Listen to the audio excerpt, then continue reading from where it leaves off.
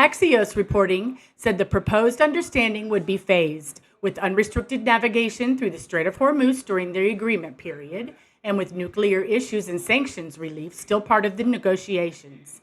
CNBC's report said Trump has not yet given his final green light in the Situation Room, which is Washington's favorite place, for we are absolutely serious press drama. And because nothing says stability like Middle East diplomacy moving at the speed of a breaking news siren, we now shift to the part where the region catches fire again. NBC News reported that Israel continued strikes in Beirut's southern suburbs, saying the attacks followed Hezbollah's fire into Israel territory. NBC also reported that the Israeli military and Hezbollah fired projectiles toward northern Israeli towns, and the episode raised fresh concerns over the durability of the ceasefire arrangements in the region. In Beirut, the situation is deteriorating again.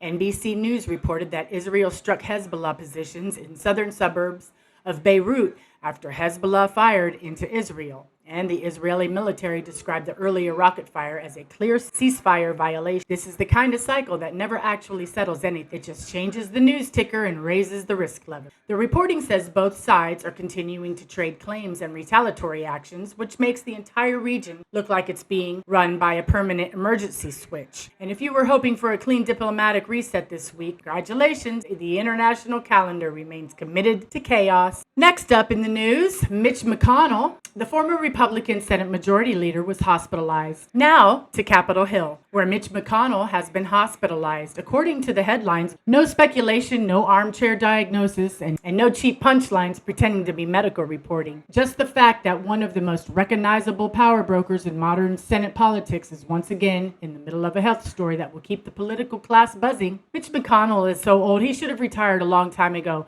We need term limits in our Congress. People spending 40 years in Congress is ridiculous. It was supposed to be a 4-year gig, and then you move back onto the private sector. You just do something to help out your country. And you do it honestly with morals and integrity. And that's not what we're looking at here anymore. But we've got to fix it. We've got to get good people in.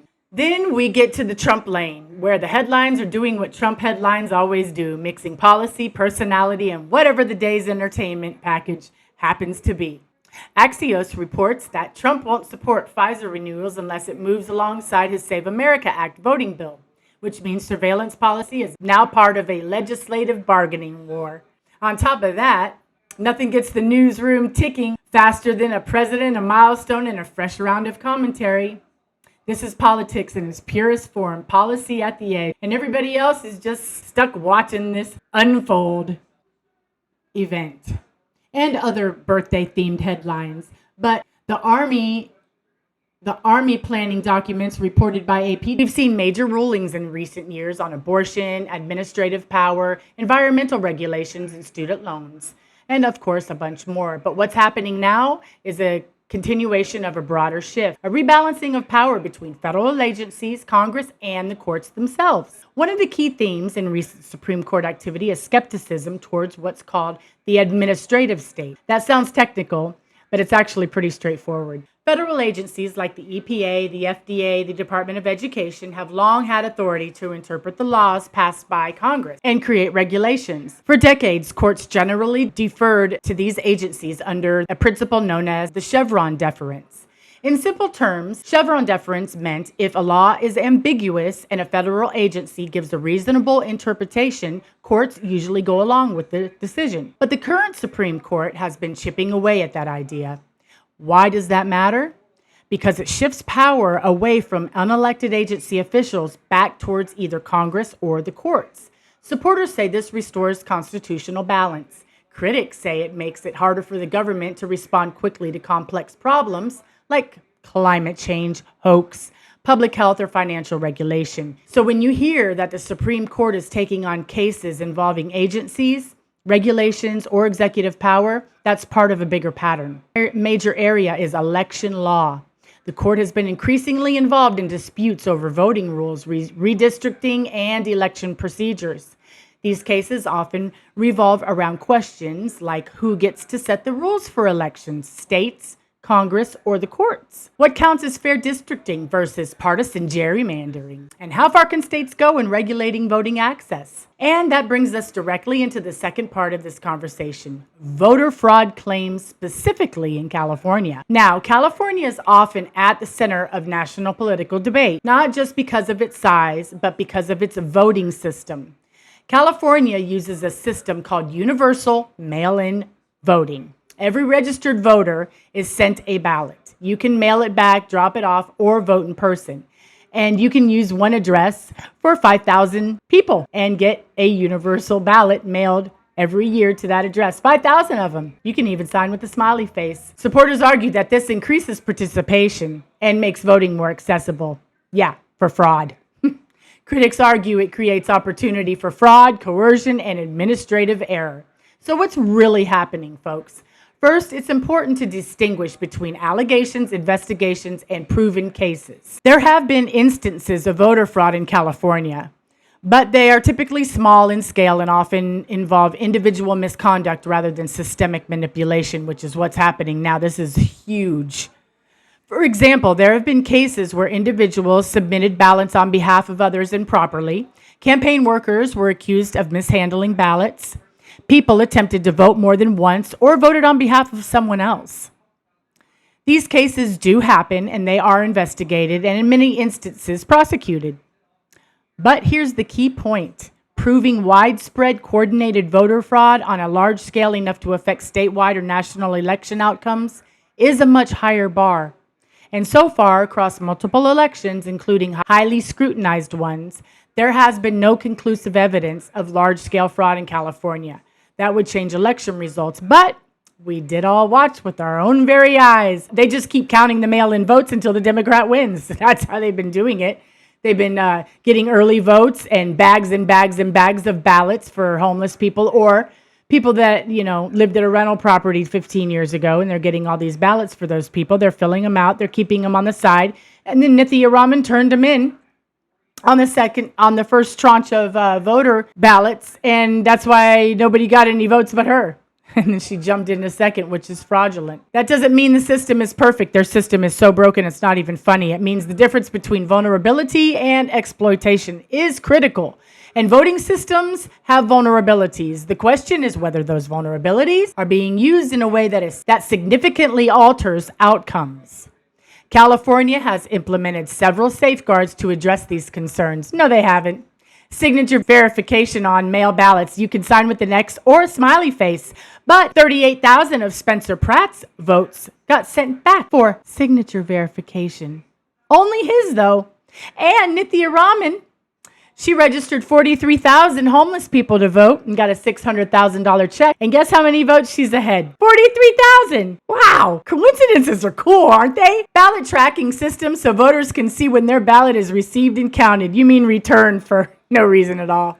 Chain of custody rules for handling ballots. Criminal penalties for fraud or interference. We wish. But critics argue that these safeguards are not always consistently enforced, especially given the scale of California's fraudulent elections. And that's where a lot of political tension comes in. Some people look at the existence of any fraud cases and say, see, the system is broken. Others look at the scale and say these are isolated incidents, not evidence of systemic failure. Both perspectives are reacting to real things, but interpreting them very differently. Now, how does the Supreme Court tie into all of this, you ask? The court doesn't directly oversee elections, but it does rule on the legal frameworks that govern them.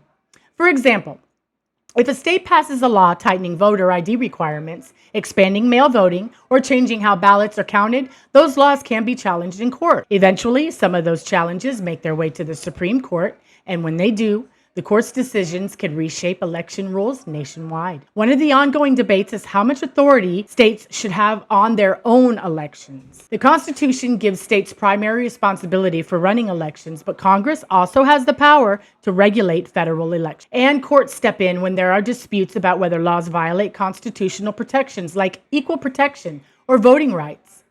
So when you hear about Supreme Court cases involving elections, they're often about where those boundaries are and should be. And another concept that occasionally comes up is the independent state legislature theory. This idea suggests that the state legislatures have broad authority to set election rules, potentially with limited oversight from state courts. The Supreme Court has addressed versions of this theory, and while it hasn't fully embraced the most expansive interpretation, it has left the door open for continued debate. And why does this matter? Because it affects who has the final say in how elections are conducted. Is it state legislatures, state courts, federal courts, or some combination of all three?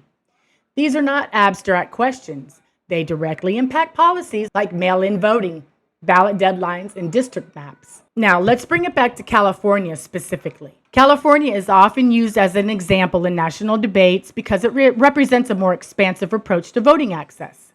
Universal mail-in ballots, same-day voter registration, ballot harvesting, which allows third parties to collect and submit ballots on behalf of another person.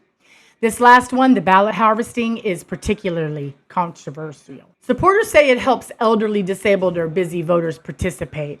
Critics say it introduces opportunities for manipulation and undue influence. There have been allegations and investigations relating to ballot harvesting practices, but again, the scale and impact are heavily debated.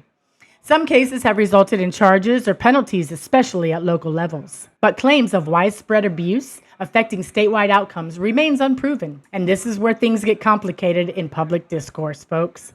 Because election integrity is one of those issues where trust matters just as much as technical accuracy. Even if a system is statistically secure, if a large portion of the public doesn't trust it, that creates a different kind of problem, folks. And at the same time, making claims of widespread fraud without strong evidence can also undermine trust. So you end up with the feedback loop. Concerns lead to claims, claims lead to investigations, investigations sometimes find small issues, which are then used to reinforce broader claims, and the cycle continues on and on. Meanwhile, the Supreme Court is operating at a level above all of this, deciding how laws are interpreted, not directly investigating fraud or running elections. So when people connect the court to voter fraud claims, they often are making two related but distinct things: the legal framework for elections and integrity of how those elections are carried out.